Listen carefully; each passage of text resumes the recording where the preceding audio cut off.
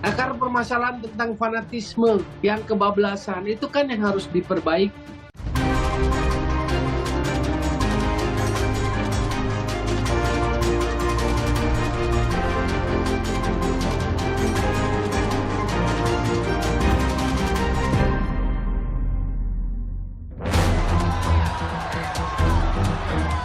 Tragedi di Stadion Kanjuruhan menjadi catatan kelam sepak bola Indonesia. Jelang sidang kasus pembunuhan Brigadir Yosua, seluruh tersangka akan ditampilkan ke publik. Kasus KDRT selebritas Rizky Bilar terhadap istrinya pedangdut Lesti Kejora. Selamat malam saudara, Anda kembali menyaksikan program laporan khusus yang berisi berita pilihan dari redaksi. Akan menemani Anda selama 30 menit ke depan. Bersama saya Gracia Adur, inilah informasi selengkapnya.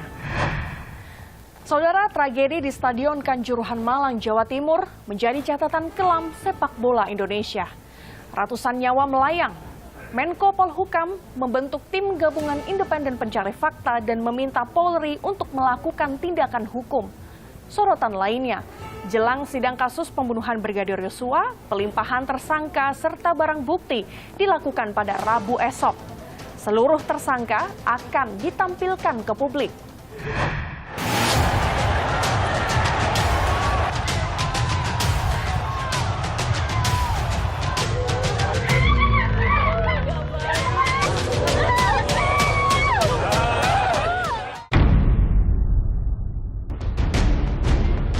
Dunia sepak bola Indonesia kembali berduka. 125 nyawa melayang akibat kericuan pasca pertandingan Arema FC Malang kontra Persebaya Surabaya di Stadion Kanjuruhan, Kabupaten Malang, Jawa Timur, Sabtu pekan lalu. Polisi menyebut awalnya kericuhan terjadi pasca kekalahan Arema dari Persebaya. Ribuan supporter kemudian turun ke lapangan dan mengejar para pemain dan ofisial. Suasana tak dapat dikendalikan hingga polisi terpaksa melepaskan tembakan gas air mata.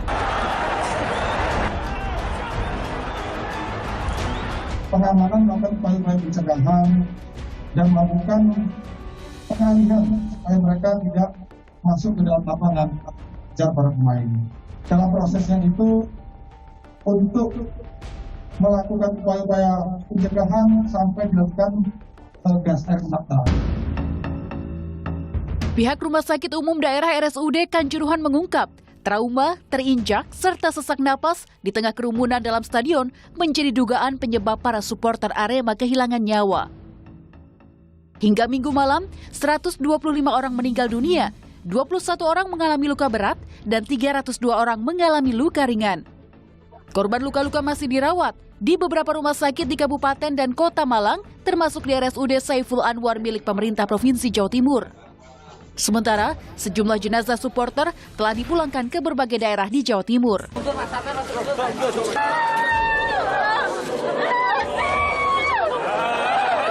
Di Magetan, tangis keluarga pecah saat jenazah Munif Latiful Ihsan, supporter Aremania yang baru berusia 18 tahun tiba di rumah duka.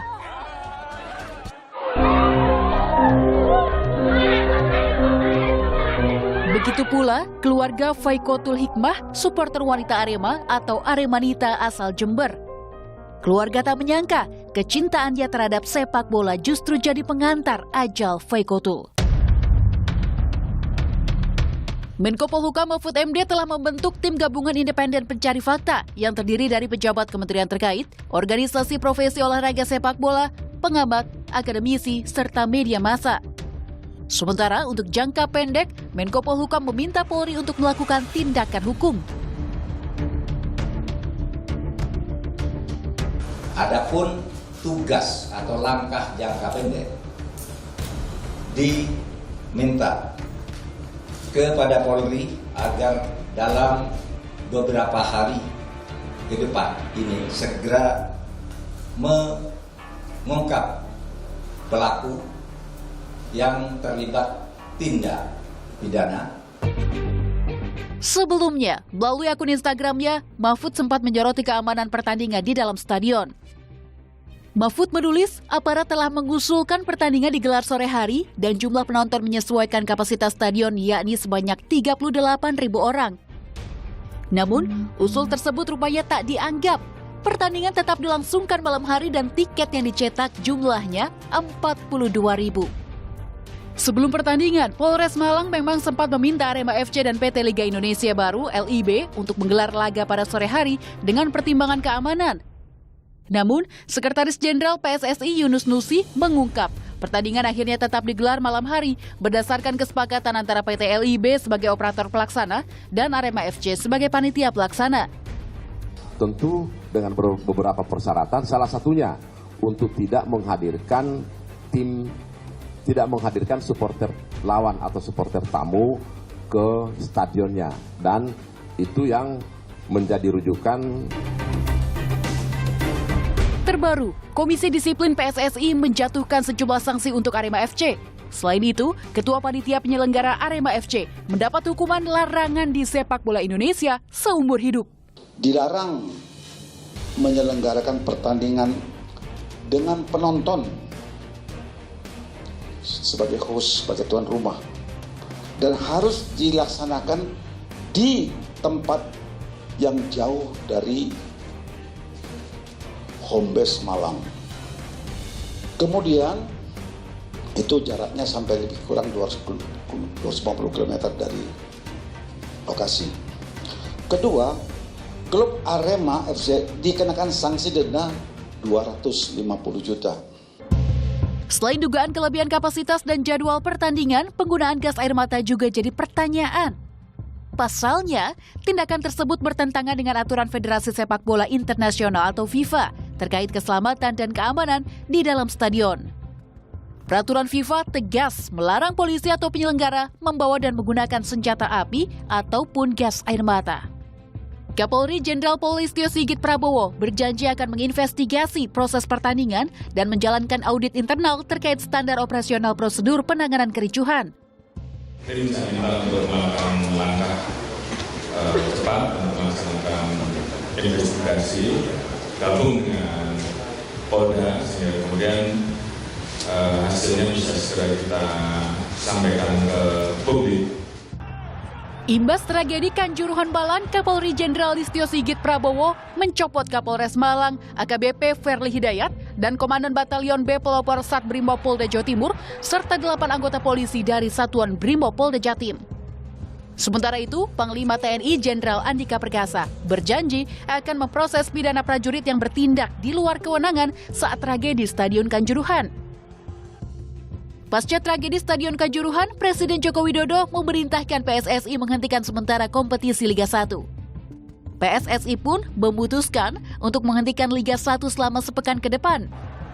Tak hanya masalah teknis pelaksanaan pertandingan dan pengamanan, perilaku para supporter pun juga diduga jadi pemicu tragedi berdarah Stadion Kanjuruhan. Bukan kali ini saja perilaku anarkis para supporter berujung maut. Gaung reformasi mental sudah sering dikumandangkan, namun hingga kini tak juga berbuah hasil. Di periode PSSI yang sekarang ada divisi khusus tentang supporter. Pertanyaannya, apa yang dikerjakan oleh divisi supporter itu? Apakah hanya sekedar jambore-jambore supporter? Artinya apa? Program-program event seperti itu tidak menyentuh langsung perbaikan supporter kita. Dan akhirnya tidak menyentuh akar permasalahan. Akar permasalahan tentang fanatisme yang kebablasan itu kan yang harus diperbaiki. Nah, jadi buat saya yang bisa memperbaiki supporter itu dirinya sendiri. Jagalah diri sendiri, karena dalam sepak bola kita, ketika kita lalai dan sebagainya, maka yang mengancam keselamatan itu adalah kerugiannya ada pada supporter seperti kemarin. Pengamat sepak bola Tommy Welly juga memprediksi tragedi Kanjuruhan akan berdampak lebih besar dari sekedar penghentian kompetisi Liga 1. Sejumlah sanksi dari FIFA mengancam eksistensi ajang sepak bola profesional Indonesia seperti pembekuan seluruh pertandingan Liga Indonesia dan pembatalan penyelenggaraan Piala Dunia Under-20. Bahwa pertandingan bola tidak boleh dalam posisi membahayakan jiwa. Saya pikir FIFA soal ini zero tolerance. Keabayan, kelalaiannya itu yang terjadi gitu dalam proses pelaksanaan pengelolaan pertandingan. Peristiwa Stadion Kanjuruhan terpatri dalam sejarah kelam tragedi sepak bola yang paling banyak menelan korban jiwa. tragedi Stadion Kanjuruhan berada di urutan ketiga terburuk setelah tragedi Estadio Nacional Disaster di Peru tahun 1964 dan Accra Sport Stadium Disaster di Ghana tahun 2001. Publik pun menanti hasil investigasi serta penindakan. Namun, pembenahan sistem sepak bola Indonesia termasuk reformasi mental supporter pun harus dilakukan agar tragedi tidak terus terulang. Jangan sampai hilang nyawa hanya gara-gara sepak bola.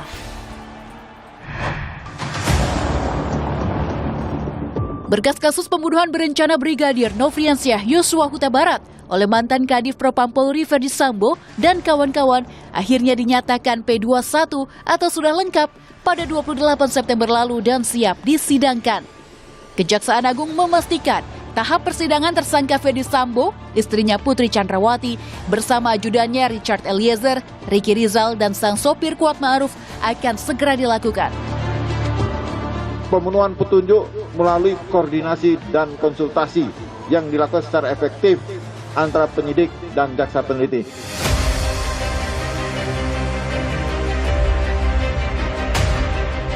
Kadif Humas Polri Irjen Dedi Prasetyo memastikan pelimpahan tersangka serta barang bukti akan dilakukan pada Rabu esok 5 Oktober.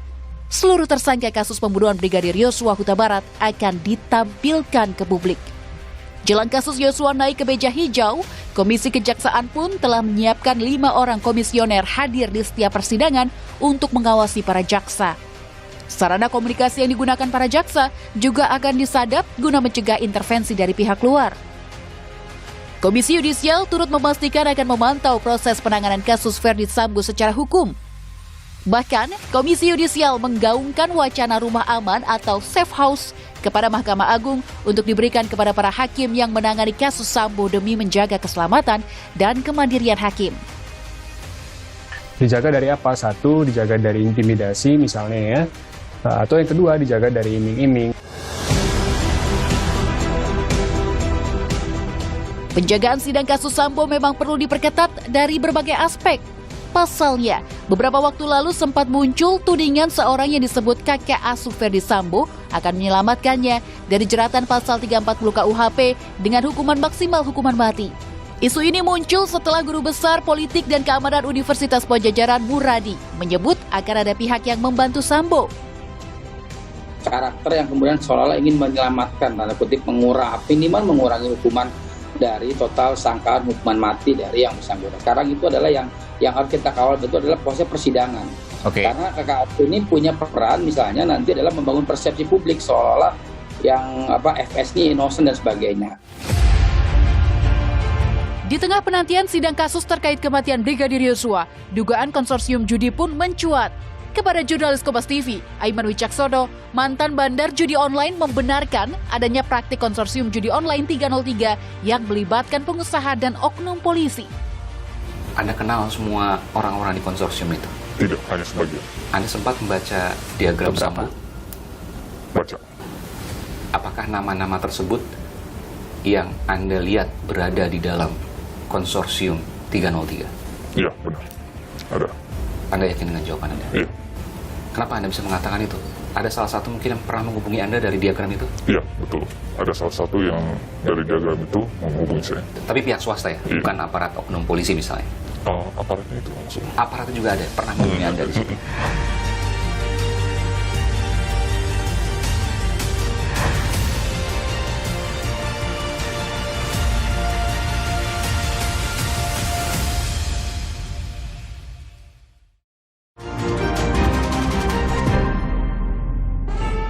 Saudara Putri Chandrawati akhirnya ditahan di rutan Mabes Polri setelah dinyatakan sehat secara psikologis dan jasmani. Sementara itu, Ibunda Yosua berharap kasus pembunuhan putranya berjalan adil dan hukum dapat ditegakkan. Pasca 1,5 bulan penetapan tersangka, akhirnya Putri Chandrawati ditahan di rutan Mabes Polri setelah dinyatakan sehat secara psikologis dan jasmani. Sebelumnya, polisi beralasan tidak menahan tersangka pembunuhan Yosua itu karena sakit dan memiliki seorang bayi. Titip anak-anak saya di rumah dan di sekolah mereka masing-masing. Untuk anak-anakku sayang belajar yang baik dan Tetap gapai cita-citamu. Dan selalu berbuat yang terbaik. Kapolri Jenderal Listio Sigit Prabowo berjanji akan memberikan hak kepada Putri Chandrawati untuk bertemu anak-anaknya selama di tahanan. Ya, yang jelas kan hak-hak sebagai seorang yang ditahan tentunya tetap diberikan kesempatan untuk bertemu dengan putranya, kita berikan. Sebelum ditahan, Putri Chandrawati memenuhi wajib lapor ke Bareskrim Polri atas statusnya sebagai tersangka pembunuhan berencana Brigadir Yosua. Putri didampingi tim kuasa hukumnya, termasuk mantan juru bicara Komisi Pemberantasan Korupsi Febri Diansyah. Tak hanya Febri, mantan pegawai KPK Rasamala Aritonang juga ikut bergabung dalam tim kuasa hukum Verdi Sambo. Bergabungnya dua mantan anggota KPK yang selama ini dikenal berintegritas dalam jajaran pembela Verdi Sambo dan Putri Chandrawati disayangkan oleh mantan rekan sejawat keduanya selama di KPK. Salah satunya, mantan penyidik KPK Novel Baswedan melalui akun Twitternya, Novel menyebut, saran saya sebaiknya mundur saja. Justru kepentingan korban yang penting dibela, termasuk memastikan semua pihak yang menghalangi atau merekayasa kasus diusut tuntas agar tidak terjadi lagi. Sementara Koordinator Tim Advokat Penegakan Hukum dan Keadilan atau TAMPAK, Saur Siagian, meminta Febri Diansyah tidak menutupi kejahatan yang diduga dilakukan Putri Chandrawati dalam kasus kematian Brigadir Yosua. Menanggapi penolakan publik dan sejumlah rekannya, Febri mengaku dirinya dan Rasamala Aritonang akan membela kliennya secara objektif. Selain kami mendengar informasi yang disampaikan oleh klien, oleh Bu Putri misalnya, saya yang masuk sebagai kuasa hukum, kami juga melakukan pengumpulan informasi lain, melakukan verifikasi untuk melengkapi konstruksi hukumnya. Pembuktian sangkaan pembunuhan berencana terhadap Brigadir Yosua akan segera dipertarungkan di pengadilan. Dalam program Rosi Kompas TV, Ibunda Yosua, Rosti Huta Barat, berharap persidangan kasus pembunuhan putranya berjalan adil dan hukum dapat ditegakkan. Tapi kami mohon, pulihkan nama anak saya, pulihkan nama anak keluarga. Jangan kami selalu difitnah. Kalau mereka tidak bisa menyelesaikan ini dengan bukti, mereka takut sama Tuhan, tidak takluk sama Tuhan, takluk akan perbuatan jahat. Jangan mereka mengikuti kata-kata pembohong. Buktikan hukum dan undang-undang di negara ini.